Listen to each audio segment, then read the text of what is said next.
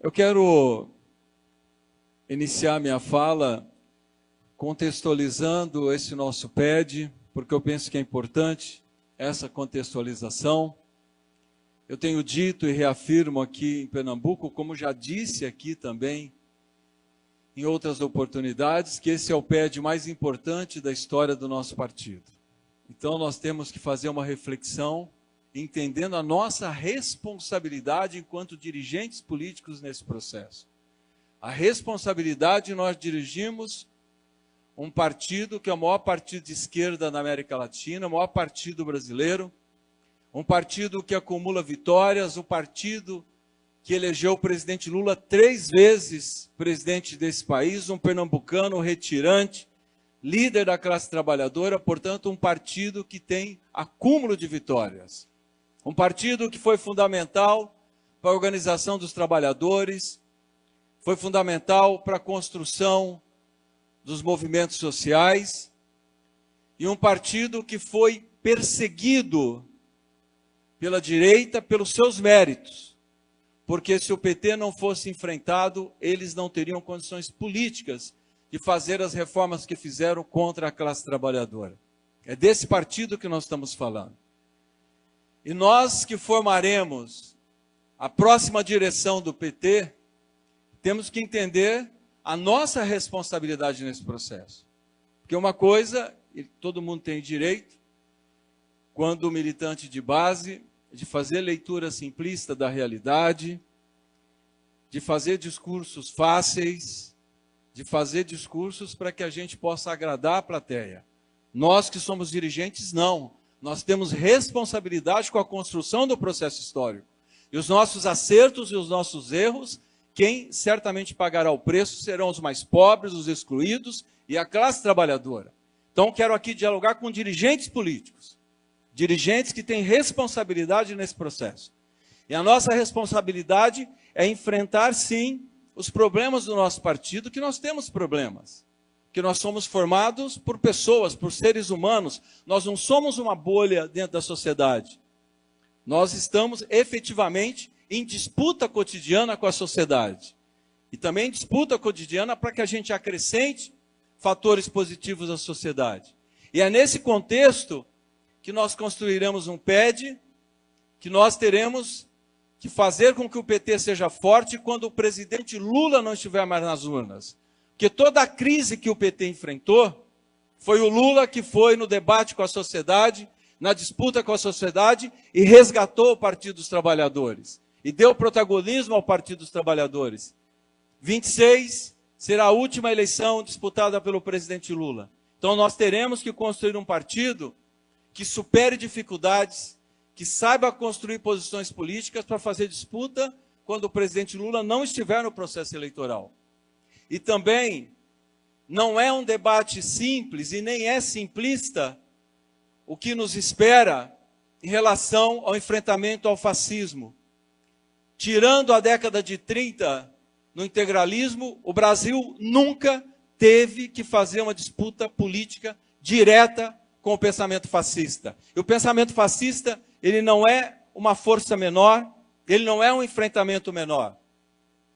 E é evidente que o fascismo, ele é produto das crises do capitalismo. Foi assim em 29 e é agora com a crise longa do capitalismo de 2008, onde o mundo mais pobre emerge uma concepção de Estado Nacional xenofóbico e junto uma agenda de direita. É impossível nós enfrentarmos o fascismo sem fazermos a crítica daquilo que gerou o fascismo, que é o sistema capitalista, que é a financiarização da economia, que é um processo de acumulação de riqueza e de aprofundamento da pobreza. Nós teremos que fazer esse enfrentamento. Mas nós temos que saber que quando nós falamos de derrotar o fascismo, nós estamos falando daquilo que está em ascensão na Europa e que fez com que na Alemanha os nazistas tivessem 20% das eleições. Que hoje a Itália fosse governada por uma governante fascista, que a Polônia ontem elegeu um fascista, que Portugal, a ultradireita fez aliança com o fascismo, e hoje nós estamos vendo na imprensa os brasileiros sendo deportados. Esse é o embate que nós teremos. E a força orgânica do fascismo no Brasil foi ela que fez gestão e formulação do golpe de janeiro de 2008, do 8 de janeiro de 2023. Portanto, não é um enfrentamento pequeno, não é um enfrentamento menor. E eu quero, nesse sentido, dizer que o partido que nós queremos construir, o partido onde o presidente Lula vai continuar tendo muita influência, mas não será o líder que estará nas urnas, o partido que enfrentará o fascismo no Brasil no próximo período tem que ser um partido forte, um partido que as instâncias funcionem, um partido que tenha que reconhecer as suas deficiências, que precisa aprimorar a sua democracia interna, que precisa sim democratizar o debate do seu orçamento e da partilha de recursos. Terá que ser um partido que, como bem disse o companheiro Rui Falcão, terá que organizar um congresso para enfrentar debates importantes que efetivamente definirão o nosso futuro. Entre esses debates importantes, um partido que tenha coragem de estabelecer como política estruturante de organização popular, de organização da classe trabalhadora, para que a gente avance na organização da classe trabalhadora, porque é importante dizer que 22 nós ganhamos por 2 pontos percentuais. E que nós temos que reconhecer que em 2024 nós perdemos as eleições nas periferias, perdemos as eleições na nova classe trabalhadora. Esses são os desafios que o partido tem que enfrentar. E tem que enfrentar com capacidade de organização popular, onde nós temos que dar uma orientação política para que o PT efetivamente priorize a organização popular. Onde possamos tratar a economia solidária como eixo central de organização e diálogo, principalmente com a nova classe trabalhadora. Onde o PT levante novamente com força a bandeira da participação popular e do orçamento participativo. E o orçamento participativo não é questão menor. Orçamento participativo significa nós efetivamente debatemos com a classe trabalhadora que ela, organizada, é capaz de exercer a democracia direta.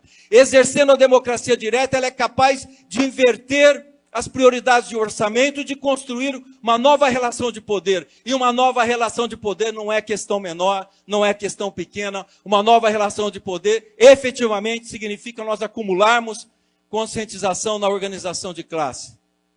Portanto, companheiras e companheiros, o PT tem que ter uma agenda. E a nossa agenda tem que tratar a questão da segurança pública, que nós não podemos concordar com a concepção de segurança pública dos fascistas. Tem que colocar como prioridade a educação, a universalização da educação integral, a universalização da primeira infância, a transição energética. Temos que enfrentar, sim, o debate da tarifa zero, porque o transporte público urbano é o grande problema das grandes cidades e das periferias. Temos que enfrentar o debate do 6x1, porque a questão do tempo é questão central. É questão central no debate com a classe trabalhadora. E eu quero encerrar dizendo para vocês, mas que o maior patrimônio do PT é o governo do presidente Lula. Um governo que assumiu um Brasil destruído, um Brasil literalmente destruído e que tem conseguido obter vitórias importantes. Estamos longe do que nós queremos? Estamos, mas o governo do presidente Lula efetivamente retomou um projeto de construção do Brasil e é com esse projeto que nós vamos avançar para concluirmos o sonho de nós morarmos num Brasil mais justo e mais humano, o sonho de nós vivenciarmos uma sociedade socialista. Muito obrigado.